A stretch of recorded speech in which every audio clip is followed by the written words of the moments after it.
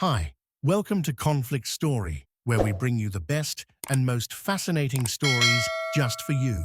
Let's dive right into one of those stories. It begins like this. It all started with my battle against a meddling homeowner association that thought they could treat my private commercial property like their personal playground. 8 months of escalating tension ultimately led to a satisfying, poetic conclusion.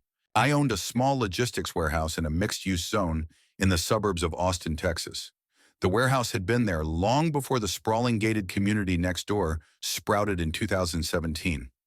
I bought the property back in 2005, drawn by its affordability and strategic location. The homeowner association in the neighboring development, made up of retired busybodies and entitled professionals, constantly found reasons to meddle in my operations. My property, painted a neutral slate gray, didn't fit their aesthetic ideals. They objected to the security lights and even the occasional sound of delivery trucks during business hours. Their complaints piled up over the years, but there was nothing they could do legally since my property was zoned commercial. Things took a turn when online shopping exploded, and companies like Amazon and FedEx began unofficially using my parking lot as their staging area. Delivery vans started arriving as early as 5 a.m., hogging all the parking spots and turning my lot into chaos. I tried to be diplomatic. I put up signs and left polite notes, but the drivers waved me off, often citing that their supervisors said it was fine. But when I overheard Karen, a particularly entitled homeowner association board member, assure a FedEx driver that my lot was community property, I decided enough was enough. I confronted Karen, who nonchalantly brushed me off, saying, "The neighborhood needs it more than you do." It was the kind of entitlement that would drive anyone mad. She smirked, assured me the arrangement was practical, and walked off as though the matter were settled. That's when I knew it was time to act. With the help of my lawyer, a sharp and resourceful guy named David, I formulated a plan. First, I installed prominent signs at every entrance stating, "Private property, unauthorized vehicles will be towed." Then I hired a towing company to enforce the policy. Next, certified letters were sent to delivery companies and the homeowner association, explicitly warning them that any unauthorized use of my lot would result in towing. Karen and her allies doubled down, claiming their residential needs trumped my property rights. It was game on. The first morning of enforcement, tow trucks were ready. By 6 a.m., 6 vans had been towed. Delivery drivers were fuming, but they had no choice but to comply. Calls flooded my phone from regional managers and, unsurprisingly, Karen herself, who stormed over and unleashed a tirade. "How dare you disrupt our deliveries? You're causing chaos for the entire community," she screeched. I calmly reminded her that the chaos stemmed from her unauthorized decision to commandeer private property. Karen threatened legal action, but I invited her to proceed, confident she'd lose. The homeowner association's eventual lawsuit was as absurd as it was entertaining. Their claim?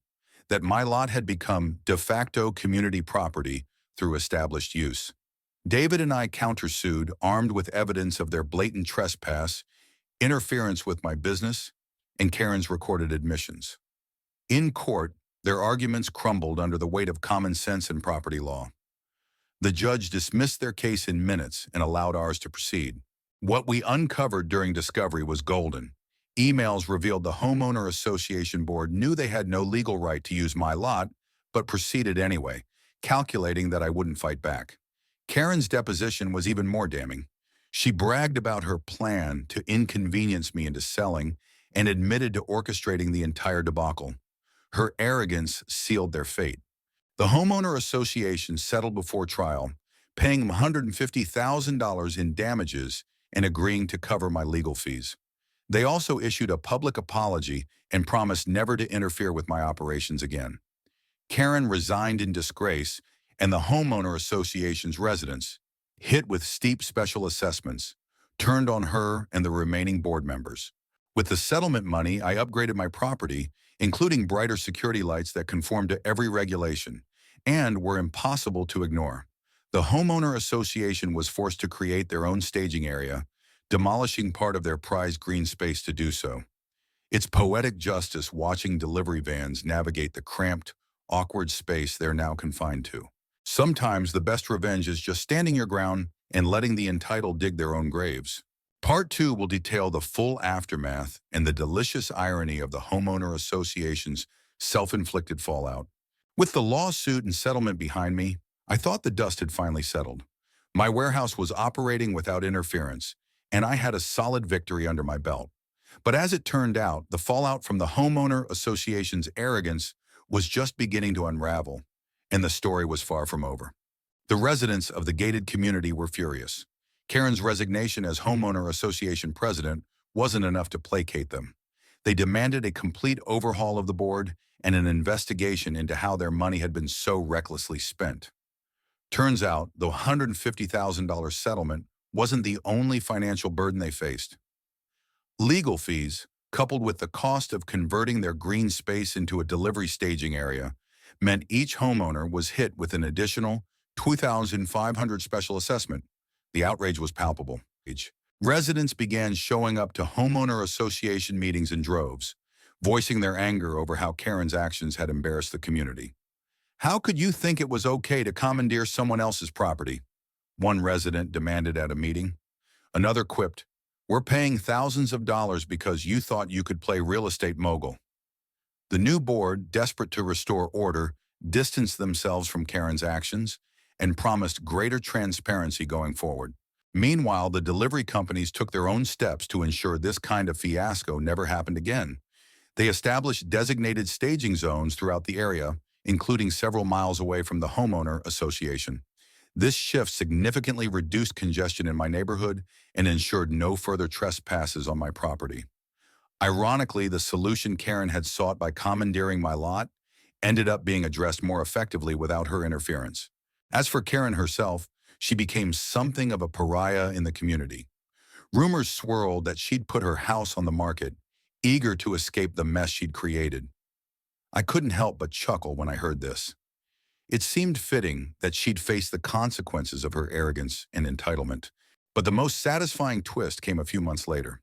A local business owner named Mike, who ran a custom woodworking shop down the street, approached me with a proposition. He had also been a victim of the homeowner association's meddling. They'd filed frivolous noise complaints against him, trying to restrict his operating hours, and had even attempted to block one of his business permits. Inspired by my victory, Mike was determined to take them on. He asked if I'd be willing to share any evidence from my case that might support his own. Of course, I obliged. With my lawyer's help, we combed through the meeting minutes and emails we had obtained during discovery. What we found was a treasure trove of evidence. It wasn't just me and Mike. The homeowner association had been targeting several other businesses in the area with similar tactics. Their pattern of harassment was undeniable. Mike filed his lawsuit shortly thereafter, and I happily testified on his behalf. During the deposition, Karen's name came up repeatedly. She had personally spearheaded many of the homeowner association's harassment campaigns, often under the guise of protecting property values. Emails revealed that she had even encouraged other board members to make life difficult for businesses that didn't align with her vision of the neighborhood. By the time Mike's case went to court, the homeowner association was reeling. They had just finished paying off my settlement when the judge ruled in Mike's favor, awarding him $85,000 in damages. The board was forced to levy yet another special assessment on residents, this time averaging $1,500 per household. The outrage reached a boiling point. Karen, now living in Florida, wasn't spared the fallout. News of her involvement in multiple lawsuits spread like wildfire, and a local journalist even picked up the story, writing an exposé on the power-hungry homeowner association president who brought down an entire community. Her reputation was in tatters. As for me, I couldn't have been happier with how things had turned out. My business was thriving, and I had built stronger relationships with the other local business owners who had rallied together during the homeowner association's downfall. We even formed a small coalition to advocate for fair treatment of commercial properties in mixed-use zones. In a final twist of irony, the homeowner association approached me with a surprising offer. Recognizing their need for professional insight, they asked if I would serve as a consultant to help them navigate future interactions with local businesses. I agreed, but on one condition. Everything had to be documented and reviewed by my lawyer. They reluctantly accepted. The once feared homeowner association was now humbled. their arrogance replaced by a cautious respect for the very people they had tried to bully. Part 3 will delve into how I leveraged my newfound role to ensure lasting peace in the neighborhood and the unexpected benefits that came with it. With my role as a consultant to the humbled homeowner association firmly in place, I saw an opportunity to not only safeguard my business, but also help reshape the dynamic between the community and the surrounding commercial properties. The irony of being hired by the same homeowner association that had once treated me like a nuisance wasn't lost on me, and I approached the position with cautious optimism. The first step was addressing the converted garden space that had been turned into the homeowner association's delivery staging area. Residents had grown increasingly vocal about how unsightly it was, and delivery drivers complained about its inefficiency. The new homeowner association board, eager to avoid further controversies, agreed to hire a traffic consultant, at my suggestion, to design a more effective solution. The consultant's report was thorough and practical, proposing a dedicated staging zone on an underutilized strip of land owned by the homeowner association at the edge of their development. To fund the project, the board proposed a modest increase in homeowner association dues rather than another special assessment, which was a welcome change for the beleaguered residents. The new staging area was built within 3 months, complete with proper signage, a designated turnaround area, and even landscaping to appease residents who valued aesthetics. Watching the delivery vans operate in a well-organized space far away from my warehouse was deeply satisfying. Meanwhile, my position as a consultant allowed me to address other long-standing issues. I worked with the board to establish clear guidelines for interactions with local businesses. No more arbitrary complaints or baseless noise violations. Instead, we drafted a memorandum of understanding that outlined mutual responsibilities and expectations. This document became a template for other homeowner associations in the area, earning praise from both business owners and residential communities. One of the more unexpected outcomes of my new role was the goodwill it fostered among the residents. Many homeowners, who had initially viewed me as the obstacle in their neighborhood's expansion, began to see me as an ally. A few even stopped by my warehouse to thank me for helping to resolve the delivery chaos. One resident, an older gentleman named Frank, became a regular visitor, bringing me homemade cookies and chatting about his glory days as a truck driver. His stories, full of grit and humor, often brightened my day. However, not everyone was quick to embrace the changes. A small faction of former board members, including Karen's old allies, attempted to sow discord by spreading rumors that I had exploited the homeowner association for personal gain. Their attempts fell flat, as most residents had grown tired of their drama and were eager to move forward. The new board's transparency and proactive measures won over the majority, effectively silencing the naysayers. While the neighborhood began to stabilize, I found myself reflecting on how much my own business had grown since the ordeal began. With the settlement money, I had not only upgraded my facilities, but also invested in expanding my operations. The vacant lot I had purchased next door was now home to a second warehouse, which opened to great success. The added space allowed me to take on larger clients and hire more staff, further solidifying my business's reputation in the area. The new warehouse also featured a community room, a gesture I made to foster goodwill with the homeowner association and surrounding neighborhood. The room was available for homeowner association meetings, workshops, and local events free of charge. This initiative not only improved relations, but also brought a steady stream of potential clients into my space. Many attendees were intrigued by the operations of a logistics warehouse and often inquired about partnerships or services. The final nail in the coffin of Karen's legacy came unexpectedly. One afternoon, I received a call from a local journalist working on a follow-up to the original expose about the homeowner association's misconduct. The journalist had learned that Karen, now in Florida, was facing legal trouble in her new community for attempting to impose similarly overreaching policies. It seemed she hadn't learned her lesson, and her new neighbors weren't nearly as forgiving. When the article was published, it included a section about the positive transformation of the homeowner association under its new leadership, with a nod to my role as a consultant. The piece painted a stark contrast between Karen's destructive tenure and the collaborative efforts that followed her departure. For the residents still bitter about the past, it was a cathartic read, By the end of the year, the neighborhood's relationship with local businesses had completely shifted. The once contentious dynamic was now one of mutual respect and cooperation. For me, the victory wasn't just about winning a legal battle or expanding my business. It was about proving that standing your ground against entitlement and arrogance could lead to meaningful change. Part 4 will reveal the ultimate twist, a personal decision that turned the tables one last time and cemented my place in the community's history. Months after the Homeowner Association's leadership overhaul and the settlement of all lawsuits, life in the neighborhood seemed to have settled into a peaceful rhythm. My business was thriving, my warehouses were operating smoothly, and the community was finally respecting boundaries. But the story wasn't quite over. One final twist was about to cement my place in the neighborhood's history and deliver the ultimate poetic justice. It started with a simple email from my lawyer, David. He had stumbled upon a real estate listing that he thought I'd find amusing. Karen's old house was up for sale again. Her attempts to start fresh in Florida had evidently soured, and she was backtracking to sell her original property. The listing boasted about the home's exquisite design and premium location, conveniently omitting any mention of the homeowner association drama that had unfolded there. David's email ended with a cheeky suggestion: buy it through an LLC. Just imagine her reaction. At first, I laughed it off, but the more I thought about it, the more appealing the idea became. It wasn't about revenge.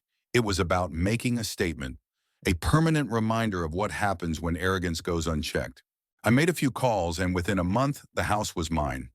Karen had no idea who the buyer was until after closing.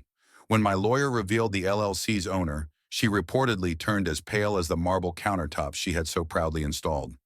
"This is harassment," she fumed. But there was nothing she could do. The sale was perfectly legal and above board. I didn't move into the house, of course. Instead, I leased it to a local nonprofit that provided temporary housing for families in need. The organization was thrilled with the location and quickly transformed the property into a welcoming space for their clients. The irony wasn't lost on the neighborhood. Karen's former home, once a symbol of her control, was now a haven for those seeking stability and support. The new Homeowner Association board was surprisingly supportive of the arrangement. They even sent a formal letter of thanks for helping to bring positive change to the community. It was a stark contrast to the antagonism I'd faced under Karen's regime, and it reinforced how much the neighborhood had grown. But the ultimate cherry on top came 6 months later. During a community event at my warehouse's new community room, I was approached by Frank, the retired truck driver who had become something of a friend. "You've done a lot of good here," he said, handing me a gift-wrap box. Inside was a model tow truck with the name Karen painted on the side, a playful nod to the real-life tow truck that had become infamous during the height of the conflict. The room erupted in laughter when I held it up, and even the Homeowner Association board members couldn't help but chuckle. It was a light-hearted moment that underscored just how far we'd all come. What had once been a battleground was now a place of mutual respect and collaboration. Reflecting on the journey, I realized that the true victory wasn't just in winning lawsuits or forcing accountability. It was in transforming a toxic situation into something constructive and enduring.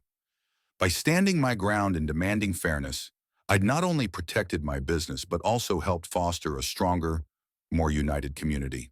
As for Karen, she faded into obscurity, her attempts to reassert authority thwarted at every turn. Her legacy, once tied to power and control, was now a cautionary tale about the dangers of overreach and entitlement. And every time I see the nonprofit's clients thriving in her former home or hear kids playing in the Homeowner Association's revamped delivery zone, I'm reminded that sometimes the best revenge is simply doing what's right and letting karma handle the rest. Are you hungry for more slices of stories? Don't forget to subscribe and hit the bell to never miss out on any videos. See you tomorrow.